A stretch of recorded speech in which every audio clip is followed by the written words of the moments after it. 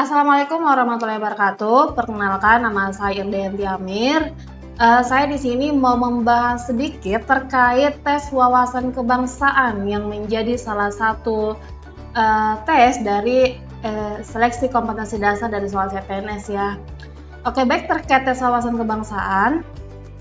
Nah, kita mau bahas terkait nilai ambang batas SKD CPNS dulu. Kalau misalkan kita melihat dari penetapan kebutuhan umum itu nilai ambang batasnya ada 65.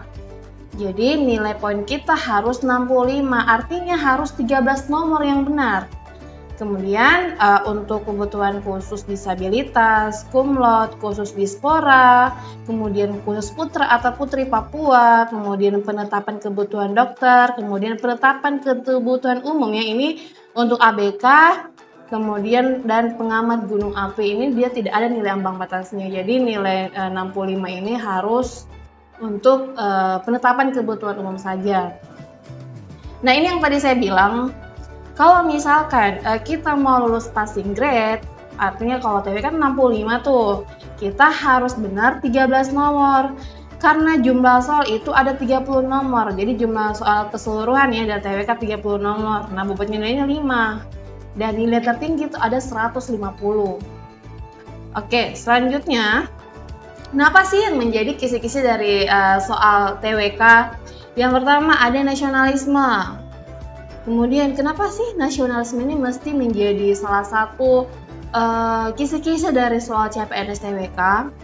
Jadi supaya kita nanti mampu mewujudkan kepentingan nasional melalui cita-cita dan tujuan yang sama dan tetap mempertahankan identitas nasional. Jadi ini poinnya ya, bagaimana kita bisa mempertahankan identitas nasional. Kemudian yang kedua, kisi-kisi kedua itu ada integritas. Kenapa sih integritas mesti masuk di soal CPNS gitu? Supaya kita mampu menjunjung tinggi kejujuran, ketangguhan, komitmen, dan konsistensi sebagai satu kesatuan sikap untuk mencapai tujuan nasional. Nah, kemudian yang ketiga ada bela negara. Nah, kenapa sih bela negara mesti masuk di soal CPNS? Supaya kita mampu berperan aktif dalam mempertahankan eksistensi bangsa dan negara. Nah, yang keempat, pilar negara. Kenapa sih pilar negara mesti masuk gitu? Supaya kita mampu membentuk karakter positif, pemahaman, pengamalan nilai-nilai dalam Pancasila, Undang-Undang Dasar, kemudian Negara Kesatuan Republik Indonesia dan Bhinneka Tunggal Ika. Nah, makanya ini kemarin banyak yang bilang soal TWK itu banyak kan terkait implementasi Pancasila ya, karena tepat sekali ini bagian dari pilar negara gitu. Kemudian bahasa Indonesia. Kemudian untuk apa? Mampu menggunakan bahasa Indonesia sebagai bahasa persatuan yang sangat penting kedudukannya dalam kehidupan bermasyarakat, berbangsa dan bernegara. Jadi seperti itu ya teman-teman, kisi-kisi dari soal CPNS khusus TWK. Nah, selanjutnya saya mau masuk ke pembahasan soal. Jadi, karena kan jumlah soalnya kan 30 nomor tuh. Jadi kita mau membahas 30 soal dan bagaimana tipsnya gitu. Jadi terakhir pembahasan dulu, habis itu kita bahas tipsnya. Oke, selanjutnya saya mau bahas soal. Ini yang pertama. Anda adalah seorang RT yang terpilih selama 2 periode. Selama masa kepemimpinan Anda, lingkungan wilayah RT Anda tidak pernah mengalami masalah cukup besar. Memang pernah terjadi sebuah kejadian kehilangan di lingkungan, namun tidak terlalu beresiko karena telah ditangani oleh kepolisian. Masyarakat di lingkungan Anda tinggal sering membuang sampah di sungai yang tentunya mencemari lingkungan Anda. Perilaku oknum masyarakat tersebut merupakan perbuatan melanggar Pancasila, terutama pada sila A. Ketuhanan Yang Maha Esa, B. Kemanusiaan yang adil dan beradab, C. Persatuan Indonesia, D. Kerakyatan yang dipimpin oleh hikmah kebijaksanaan dalam permusyawaratan perwakilan, E. Keadilan sosial bagi seluruh rakyat Indonesia. Oke, jadi teman-teman, ini kan ada 2 case nih yang dimasukkan. Yang pertama itu ada terkait sering membuang sampah nih. Sering membuang sampah. Kemudian ada juga terkait Kejadian kehilangan. Jadi ada dua case dari narasi nomor 1 ini. Nah, kalau kita melihat, ini kan pertanyaannya, kalau kita melihat kan pertanyaan itu perilaku oknum masyarakat nih. Jadi yang ditanyakan otomatis masyarakat. Nah, ini kan tindakan masyarakat tuh kan yang sering membuang sampah di sungai. Nah, ini melanggar sila keberapa? Nah, salah satu Putri kalau kita melihat dari sila kelima itu menggunakan hak milik yang merugikan kepentingan umum. Nah, sama halnya yang ini, membuang sampah kan merugikan kepentingan umum karena mencemari lingkungan. Ini ada mencemari lingkungan ya. Nih, dampaknya bisa terjadi banjir, bisa tanah longsor mungkin. Nah, jadi yang paling tepat ini adalah error karena merugikan kepentingan umum. Oke, selanjutnya. Kemudian yang kedua, kesadaran bela negara menjadi modal dasar sekaligus kekuatan bangsa dalam rangka menjaga keutuhan, kedaulatan, serta kelangsungan hidup bangsa dan negara Indonesia. Kesadaran bela negara merupakan satu hal yang esensial dan harus dimiliki oleh setiap warga negara Indonesia. Sebagai wujud penunaian hak dan kewajiban dalam upaya bela negara, uraian tersebut merupakan amanat Undang-Undang tahun 1945 pasal. Oke, jadi pasal berapa? Nah, ini kan ada dua pasal ya, ada pasal 27, ada pasal 30 nih. Nah, perlu kita tahu 27 ini, pasal 27 dia membahas terkait hak dan kewajiban warga negara ya. Nah, kalau misalkan pasal 30 itu dia membahas terkait pertahanan ini ya. Pertahanan dan keamanan negara.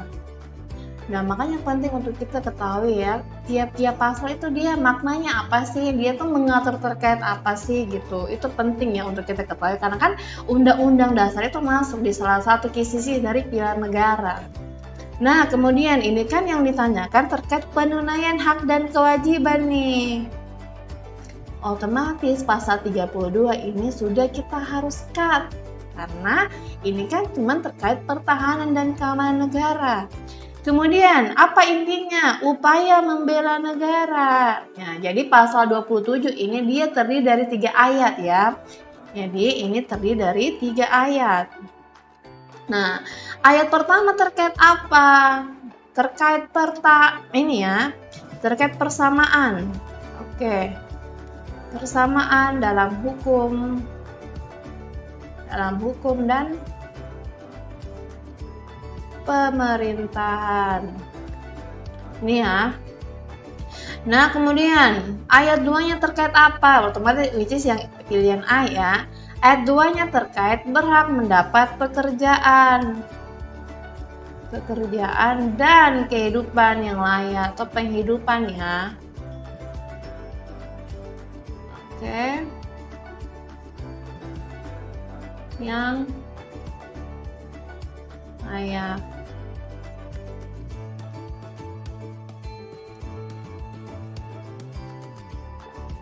Nah, kemudian ayat 3 yang terkait apa? Nah, ini baru dibahas terkait hak dan kewajiban atau kewajiban kita dalam upaya bela negara. Jadi sudah jelas ya teman-teman, yang paling tepat adalah bravo. Oke. Selanjutnya, Republik Indonesia terdiri atas pulau-pulau, suku-suku, agama, dan budaya yang hanya rasa kebangsaan yang dapat menyatukan rakyat Indonesia sebagai bangsa. Rasa kebangsaan yang tidak sempit dan hanya menunjukkan kesukuannya saja. Setiap tempat yang memiliki suku budaya di Indonesia pasti juga memiliki sumber daya alam yang juga harus dijaga dan dimanfaatkan untuk kepentingan bersama. Menjaga kelestarian alam dan sumber daya juga merupakan tugas kita sebagai warga negara Indonesia. Hal ini merupakan pengamalan dari sila keberapa? Oke, ini kan yang ditanyakan terkait kita memiliki sumber daya alam yang harus kita jaga dan manfaatkan untuk kepentingan bersama. Nah, jadi tugas siapa nih untuk menjaga sumber daya alam nih? Ini merupakan pengamalan sila keberapa? Nah, salah satu butir dari cinta tanah air itu ada di sila ketiga Persatuan Indonesia. Nah, kenapa dia masuk butir cinta tanah air? Karena kan ketika kita cinta sama tanah air kita pasti akan mau menjaga bagaimana sih tanah air kita tuh lingkungannya supaya alamnya tuh bisa supaya tetap terjaga gitu. Itu jadi menjaga kelestarian alam, kemudian menjaga sumber daya alam dari yang negara kita miliki itu merupakan cerminan dari bentuk rasa cinta kita kepada tanah air. Makanya ini yang paling tepat adalah Charlie. Oke, kita next ke negara Indonesia sangat mengecam berbagai peperangan dan tindakan yang tidak berkemanusiaan yang dilakukan oleh bangsa lain. Hal ini dikarenakan bangsa Indonesia pernah merasakan menderita menjadi bangsa yang dijajah oleh bangsa lain, bahkan hingga 350 tahun. Hal ini juga dinyatakan secara langsung dalam pembukaan Undang-Undang Dasar, terutama alinea keberapa. Nah, ingat, jadi kan isi undang-undang itu, ini ya, isi undang-undang itu ada dua. Satu berisi terkait pembukaan, dua itu terdiri dari pasal-pasal. Ini ya. Nah, ini pembukaan dia terdiri dari 4 alinea. Alinea pertama itu maknanya apa sih? Atau apa sih poin penting yang dibahas dari makna alinea pertama? Yang pertama terkait hak kodrat untuk merdeka. Artinya, sebuah bangsa harus bebas dari penjajahan. Jadi bebas dari penjajahan. Kemudian alinea kedua maknanya terkait apa? Terkait cita-cita bangsa menjadi negara ini ya, Indonesia menjadi negara merdeka, bersatu, berdaulat, adil dan makmur. Ini ya. Kemudian yang ketiga, alinea ketiga itu dia membahas terkait apa sih? Terkait proklamasi atau pernyataan kembali kemerdekaan. Nah, kemudian yang keempat itu membahas terkait apa? Ini banyak ya, untuk alinea keempat memang cukup panjang kalau kita lihat kalimatnya. Yang pertama di situ tertuang terkait tujuan negara kita apa. Kemudian yang kedua terkait Pancasila juga ternyata tertuang dari alinea keempat. Ini Pancasila sebagai dasar negara kita ya. Kemudian terkait asas politik negara. Artinya bagaimana seharusnya negara itu diselenggarakan. Contohnya nih, negara berdasarkan hukum itu kan tertuang tuh dalam alinea keempat. Nah, pertanyaannya kan terkait ini tindakan yang berkembang yang dilakukan oleh bangsa lain dikarenakan bangsa Indonesia ini ya, bangsa Indonesia pernah merasakan menderita menjadi bangsa yang dijajah oleh bangsa lain. Nah, ini nyatakan secara langsung dalam alinea, sudah jelas alinea pertama bahwa Indonesia sangat mengecam berbagai peperangan dan tindakan yang tidak berperi kemanusiaan. Oke, selanjutnya Henry adalah seorang lulusan D3 Pertanian yang ingin berusaha untuk hidup mandiri. Semenjak lulus sekolah, dia banyak mengirim surat lamaran ke banyak instansi, baik negeri maupun swasta. Namun, pada akhirnya dia harus mengabdikan dirinya di sebuah sekolah dasar negeri daerah Jawa Barat. Dengan gaji yang sangat minim, Henry terus bersyukur dan terus berusaha untuk dapat membantu kebutuhan hidup ibunya dan sekolah adiknya. Selesai mengajar di sekolah, dia menjalani lagi hidupnya sebagai pengajar les atau tukang ojek untuk mencukupi kebutuhan hidupnya. Hal ini dilakukan Henry merupakan pengamalan Pancasila keberapa. Jadi bisa kita lihat di sini Henry itu adalah orang yang suka bekerja keras, karena setelah dia mengajar dia langsung jadi tukang ojek. Semua itu demi mencukupi kebutuhan hidupnya. Nah, suka bekerja keras sudah jelas itu mencerminkan sila ke-5. Nah, jadi teman-teman penting sekali untuk kita pahami ya 45 butir dari pengamalan sila-sila Pancasila. Nah, kemudian selanjutnya Indonesia adalah negara dengan penduduk mayoritas muslim terbesar di dunia. Penduduk muslim di Indonesia dapat hidup berdampingan dengan masyarakat Indonesia lain yang beragama berbeda. Karena adanya Pancasila yang mempersatukan, maka masyarakat Indonesia dapat hidup berdampingan satu sama lain. Suatu hari, Christian ikut membantu dalam kerja bakti membangun rumah ibadah suatu agama. Hal ini dilakukan tersebut merupakan pengamalan ya, terutama sila keberapa. Jadi si Christian ini ikut membantu dalam kerja bakti membangun rumah ibadah suatu agama. Nah, ini dia Christian mencerminkan sikap apa? Nah, ingat, perlu kita tahu ketuhanan yang Maha Esa ini kan menekankan 3 aspek tuh. Yang pertama, kepercayaan terhadap agama. Yang kedua, terkait ketakwaan. Maksudnya apa? Kan negara sudah memberikan kita hak untuk memilih agama yang kita percayai. Jadi sisa bagaimana kita menjalankan ajaran dan larangan dari agama yang kita anut. Kemudian yang ketiga adalah aspek toleransi sesama umat beragama. Nah, Christian ini sudah mencerminkan sikap toleransi untuk membantu, kemudian untuk saling bekerja sama dengan agama Islam ya, karena membangun rumah ibadah nih. Oke, jadi jawabannya alfa.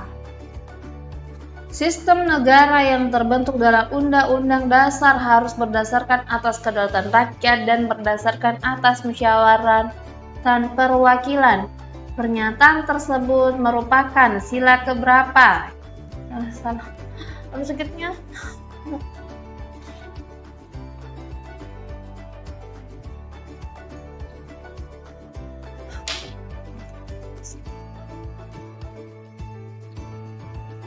Oke, pertanyaan nomor 7. Sistem negara yang terbentuk dalam Undang-Undang Dasar harus berdasar atas kedaulatan rakyat dan berdasar atas permusyawaratan perwakilan. Pernyataan tersebut merupakan, kalau kita lihat pilihan yang ada kan ini intinya pembukaan ya. Ini pembukaan. Jadi yang dibahas ini adalah pembukaan dari Undang-Undang Dasar. Nah, poin A, kalimat dalam pembukaan. Nah, kalau saya membaca semua kalimat ya dari pembukaan Undang-Undang Dasar itu tidak ada kalimat seperti ini. Ada yang penyampainya ingin mengatakan seperti ini, tapi tidak seperti ini, tidak sekomplit ini maksudnya ya isi dari kalimat itu. Contoh pembukaan juga, ini contoh pembukaan tidak ada ya. Jadi ini kurang tepat. Kemudian kita lihat, kita langsung loncat ke makna pembukaan. Makna pembukaan kan ada 4 tuh. Yang pertama tadi saya sudah jelaskan terkait alinea pertama terkait penjajahan ini ya, negara harus bebas dari penjajahan. Kemudian alinea kedua menyatakan bahwa cita-cita bangsa dan negara itu apa.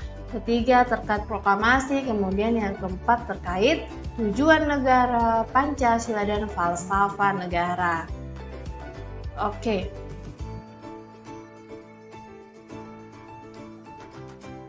Nah, tujuan pembukaan juga ini kurang tepat. Kenapa? Ini seharusnya tidak ada tujuan pembukaan, tapi kalau tujuan negara itu ada, itu yang tertuang dalam alinea keempat. Nah, saya mau menjelaskan terkait pokok pikiran pembukaan. Apa sih pokok pikiran pembukaan itu? Nah, kalau misalkan makna itu kan dia makna dari tiap-tiap alinea. Kalau misalkan pokok pikiran itu 4 makna dari pembukaan Undang-Undang Dasar atau 4 alinea dari pembukaan Undang-Undang Dasar itu disatukan kemudian dirembuk dan menghasilkan pokok pikiran. Nah, ini pokok pikiran dari pembukaan Undang-Undang Dasar terdiri dari 4. Jadi pokok pikiran itu juga sesuatu yang bisa kita kaitkan dengan Pancasila. Nah, oke, pokok pikiran pertama ini mencerminkan sila keberapa? Sila ke-3. Nah, kemudian pokok pikiran kedua mencerminkan sila keberapa? Sila ke-5. Pokok pikiran ketiga mencerminkan sila keberapa? Ini sila ke-4.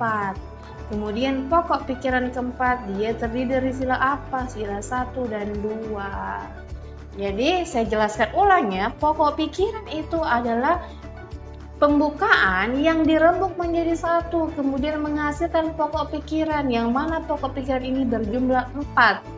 Dan pokok pikir ini sesuatu yang bisa kita kaitkan dengan Pancasila. Nah, ini ya sudah saya jelaskan. Nah, kemudian berdasar atas kedaulatan rakyat dan berdasar atas permusyawaratan perwakilan. Ini sudah jelas, ini mencerminkan sila keempat. Jadi jawaban yang paling tepat adalah Charlie. Oke, selanjutnya.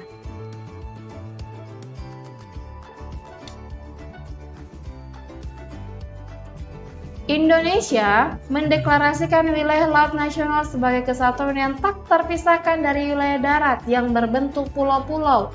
Menurut Undang-Undang Nomor 5 Tahun 1983 Pasal 2 tentang Zona Ekonomi Eksklusif atau ZEE. ZEE adalah jalur di luar dan batasan dengan laut wilayah Indonesia dengan luasnya dari garis pantai.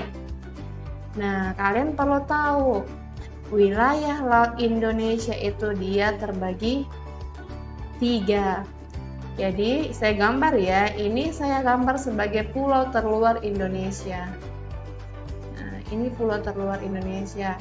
Ini seperti bibir pantai dari pulau terluar itu. Nah, ini saya gambar sebagai dasar laut. Ini dasar laut ya. Nih. Nah, kemudian ini sebagai air lautnya. Nah, oke, ini air laut. Kalau misalkan zona ekonomi eksklusif atau ZEE di sini, dia dihitung dari garis dasar pantai atau bibir pantai, dihitung dari sini sampai sejauh 200 mil. Jadi 200 mil ya kalau misalkan ZEE. Nah, yang kedua ada batas wilayah laut landas kontinen. Kalau landas kontinen itu dia dihitung mulai dari dasar laut. Dari sini ya sampai sepanjang 200 mil. Nih 200 mil. Landas kontinen. Kemudian batas wilayah laut lainnya itu ada laut teritorial. Kalau laut teritorial dia itu sepanjang 12 mil. Dihitung dari mana? Dihitung dari bibir pantai. Di sini ya, sama halnya zona ekonomi eksklusif. Tapi dia cuma 12 mil. Ini laut teritorial. Nah, jadi bisa kita katakan laut Indonesia itu cuma sebatas sampai sini. Nih. Jadi untuk wilayah laut di sekitar sini itu merupakan laut bebas. Artinya semua negara punya hak terhadap laut bebas ini. Sedangkan negara Indonesia tuh haknya cuma sampai sini. Jadi jawaban yang paling tepat apa? Iya, tepat sekali alfa, teman-teman. Alfa ya. Nah, selanjutnya. Perubahan Undang-Undang Negara Republik Indonesia tahun 1945 dilakukan berdasarkan 5 kesepakatan dasar. Kesepakatan dasar tersebut menjadi acuan dan ketentuan wajib yang tidak dapat dilanggar oleh siapapun yang akan melakukan perubahan Undang-Undang Dasar Negara Republik Indonesia tahun 1945. Adapun 2 dari 5 kesepakatan dasar tersebut yaitu, nah kita perlu menjelaskan terkait apa sih 5 kesepakatan dasar itu. Yang pertama adalah tidak mengubah Undang-Undang Dasar. Nah, kemudian yang kedua apa? Tetap mempertahankan NKRI. Nah, kemudian yang ketiga apa? Mempertegas sistem pemerintahan presidensil.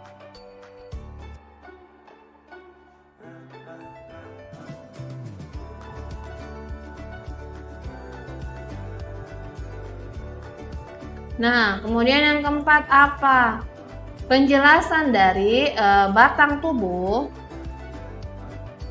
Oke, jadi penjelasan dari batang tubuh ini saya singkat ya. Batang tubuh dimasukkan ke dalam pasal-pasal.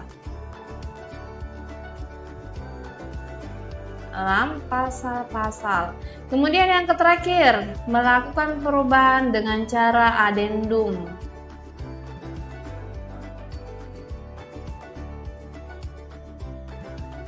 Nah, kita lihat poin A terlebih dahulu, mempertegas sistem pemerintahan dan meniadakan penjelasan Undang-Undang Dasar.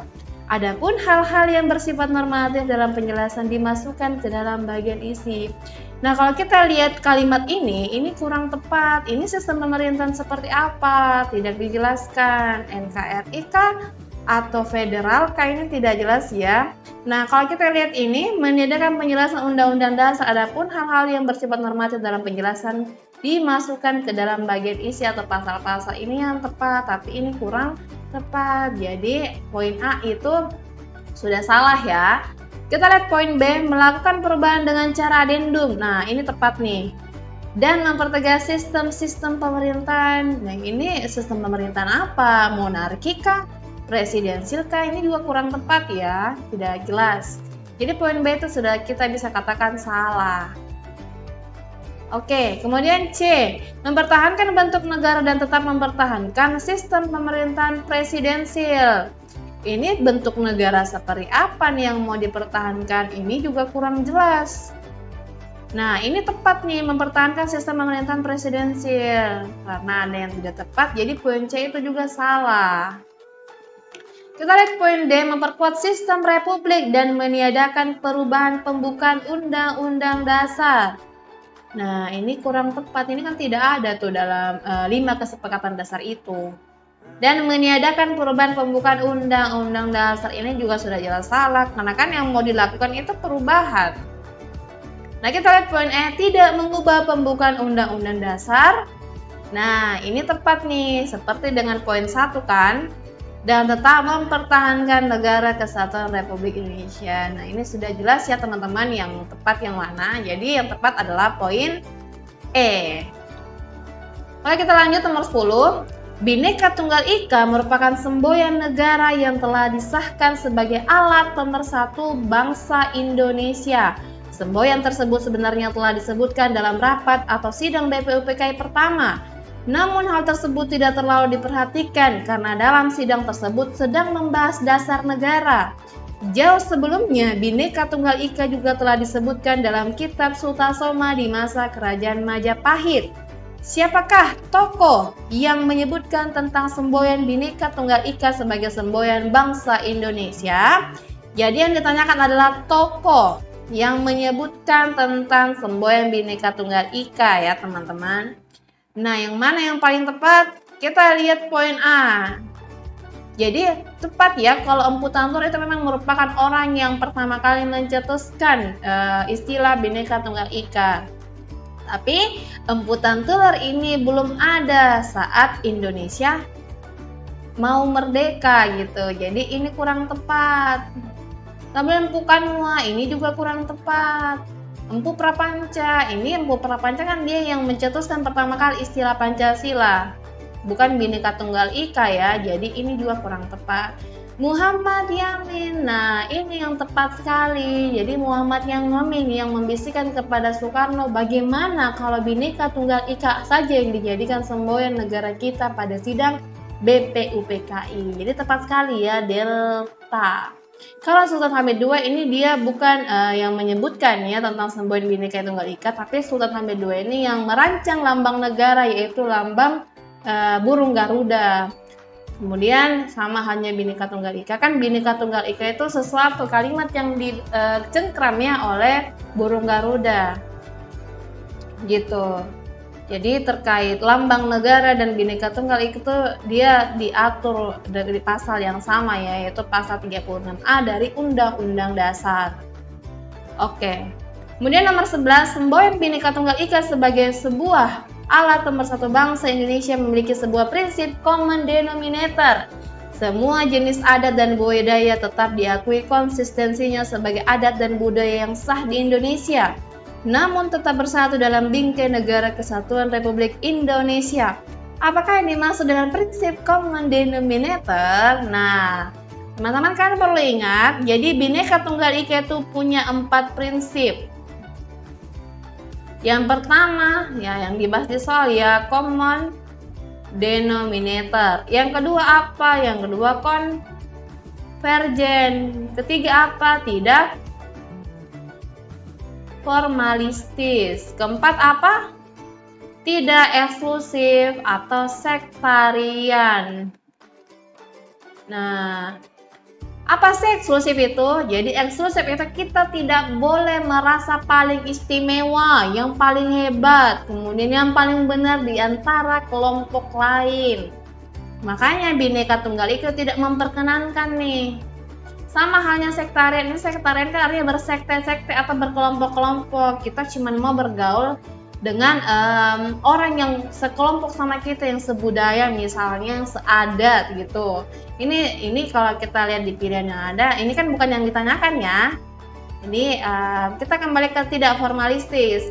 Kalau tidak formalistis artinya Bhinneka Tunggal Ika itu bukan cuma sekedar ada, bukan cuma sekedar simbol, tapi bagaimana kita bisa mengimplementasikannya dalam kehidupan sehari-hari. Sama halnya konvergen. Konvergen ini saling menemukan titik temu yang sama. Contohnya nih dalam hal diskusi, ketika terjadi perbedaan pendapat, ya solusinya itu kita harus menemukan suatu titik untuk mencapai mufakat. Gitu. Kalau common denominator itu bagaimana kita bisa membentuk kesatuan dengan mencari kesamaan dari perbedaan yang ada. Jadi ini ya, kesamaan dari perbedaan. Kesamaan dalam perbedaan.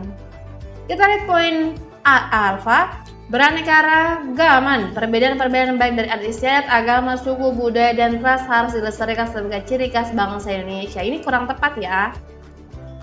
Oke, kita langkai dulu poin B. Kita ke poin C, tidak boleh mengunggulkan kesekuannya masing-masing. Ini kurang tepat juga nih. Nah, ini sama halnya ini eksklusif ya. Kemudian harus dicari solusi dari sebuah permasalahan dalam kehidupan yang beraneka ragam sehingga dapat hidup selaras dalam masyarakat. Ini harusnya dia lebih ke konvergen. Ini juga kurang tepat. Hidup bersaudara dalam naungan kebinekaan dan perbedaan. Ini kurang tepat ya. Kalau kita lihat dari bentuk frasanya. Nah, kita lihat poin B. Perbedaan-perbedaan tersebut harus dicari persamaannya sehingga rakyat Indonesia bisa hidup dalam keanekaragaman dengan damai. Nah, ini yang paling tepat dari apa yang saya jelaskan ya terkait common denominator.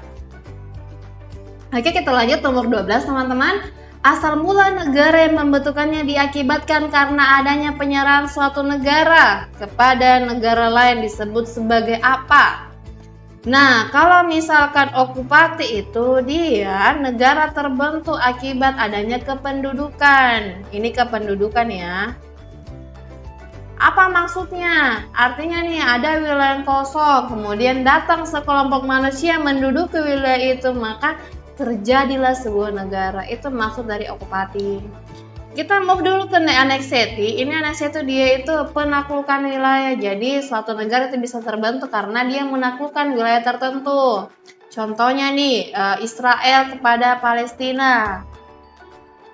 Ini penaklukan wilayah. Oke, kemudian aksesi. Kalau aksesi itu dia penaikan dataran. Jadi tidak ada awalnya daratan ya, daratan. Jadi tidak daratan, kemudian karena surutnya air laut atau air sungai itu kemudian muncullah sebuah daratan, maka terbentuklah sebuah negara. Ini penaikan daratan. Kemudian inovasi. Inovasi itu artinya lenyapnya suatu negara atau pecahnya suatu negara, kemudian terbentuk negara baru yang berdiri di atasnya. Ini ya, akibat lenyapnya. Nah, contohnya ini Uni Soviet. Kan sekarang Uni Soviet sudah tidak ada dan hilang tuh, dan berdiri negara Rusia, Rumania, Uzbekistan di atas negara tersebut. Nah, kalau case ini penyerahan suatu negara, jadi penyerahan suatu negara kepada negara lain biasanya itu diakibatkan dari karena adanya perjanjian. Nah, ini yang paling tepat ya, ini sesuai dengan narasi soal. Bravo.